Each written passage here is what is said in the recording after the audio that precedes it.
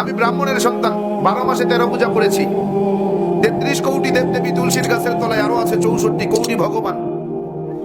আমি 21 বছর গবেষণা করে বেদ, পুরাণ, রামায়ণ, মহাভারত, জেন্দাবেস্তা, স্মৃতি শ্রুতি, মনুসংহিতা, শ্রীমদ ভাগবত গীতা, রাজভোগ আর কালীভোগ ছাড়াও অসংখ্য কিতাবাদির উপরে, সংস্কৃত ভাষার উপরে পাণ্ডিত্য অর্জন করে ডিগ্রি নিয়ে 44,441 খানা মন্ত্র পড়ে 30,000 মন্ত্র মুখস্থ করে দেখলাম তাদের ধর্মগ্রন্থে কোথাও নেই তার কোনো প্রমাণ। একটা প্রমাণ যদি কেউ দেখাতে পারে যে মূর্তির পূজা তাদের কোন ধর্মগ্রন্থে আছে, আমি তার গোলামি করব। একটা মন্ত্র যদি দেখাতে পারে, তাদের বেদ বলে না আসতে প্রতিমা আসতে, আমি সৃষ্টিকর্তা ঈশ্বরের কোন প্রতিমূর্তি নাই, প্রতিচ্ছবি নাই, আকার নাই, আকৃতি নাই, আমাকে দেখা যায় না, ধরা যায় না, ছোঁয়া যায় না, আমি লাল নীল হলুদ নাকি সবুজ তা বুঝাও। কিন্তু এরপরেও কি তাদেরকে মানাতে পারবো? এরপরেও কি তারা ছাড়বে? কয় পাইছো কই? কয় বাপদাদাই করছে তাই। দলিল বাপদাদা, দলিল বাপদাদা, অথচ ভগবান শ্রীকৃষ্ণের দোহাই দেয়, ভগবান শ্রীকৃষ্ণের দোহাই দেয়। ভগবান শ্রীকৃষ্ণ শ্রীমদ ভাগবত গীতার 7 নম্বর অধ্যায়ের 20 নম্বর পৃষ্ঠার মধ্যে বলেন, অন্ধত্তম প্রবিশান্তি অসম্ভূতি মুপাস্তে। কালকে হাসরের মাঠ যখন কায়েম হয়ে যাবে, তোমরা আমাকে ভগবান বলে ভাষায় দিবা, আমারে তোমরা জাহান্নামে দিবা।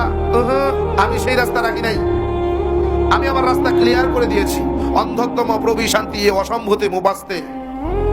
অন্ধকারের পূজা, মূর্তির পূজা, গাছের পূজা, মাছের পূজা, আগুনের পূজা তারাই করে যারা অন্ধকারের মধ্যে ডুবে রয়েছে, যাদের ভিতরে কোনো আলো পৌঁছায় নাই, যারা এখনো আলোর মুখ দেখে নাই, তারাই কেবল গাছের পূজা, মাছের পূজা, আগুনের পূজা, পানির পূজা করে। আর যারা আলো দেখেছে, হেদায়াত পেয়ে গিয়েছে, নূর দেখেছে, তারা তা করে না। কেমনে বুঝাবেন ওরে? বাবা, ইসলাম কিন্তু এমনি গ্রহণ করি নাই, যাচাই বাছাই করে গবেষণা করে তারপরে মুসলমান হয়েছি। এরকম হাজার হাজার মন্ত্র বলা সম্ভব। কোরআনে হাকিমের 30 পারা 114টি সূরা, 6,666 মতান্তরে 6,238 আয়াতের সঙ্গে এই 30,000 মন্ত্রের হুবহু মিল আছে। কোরআনে হাকিমের প্রত্যেকটি আয়াতের সঙ্গে কয়েক শত মন্ত্র পাঠ করে শোনানো সম্ভব। শুধু তাই না, প্রত্যেকটা মন্ত্রের কিতাবের নাম, অধ্যায় নম্বর, পৃষ্ঠা নম্বর, শ্লোক নম্বর বলার মতো যোগ্যতা আল্লাহ তাআলা আমাকে দিয়েছেন। এমনি মুসলমান হই নাই, যাচাই বাছাই করে দেখছি পৃথিবীতে যদি কোনো শ্রেষ্ঠ ধর্ম থাকে সেটার নাম ইসলাম। সৃষ্টিকর্তা আল্লাহর পছন্দনীয় যদি কোনো জীবন বিধান থাকে সেটার নাম ইসলাম। ইন্না দীনা ইনদাল্লাহিল ইসলাম। তারা বলেন ইদাম ইসলানাং ওয়াশাং ইল্লাল্লাহ। তাদের ধর্মগ্রন্থ বলে ইদাম ইসলানাং ওয়াশাং ইল্লাল্লাহ। ইদাম হলো দ্বীন, ইসলানাং হলো ইসলাম, ওয়াশাং হলো পছন্দনীয় বা পছন্দ করা, ইল্লাল্লাহ হলো সৃষ্টিকর্তা। বোঝা গেল সৃষ্টিকর্তার পছন্দ করা ধর্মের নাম কি?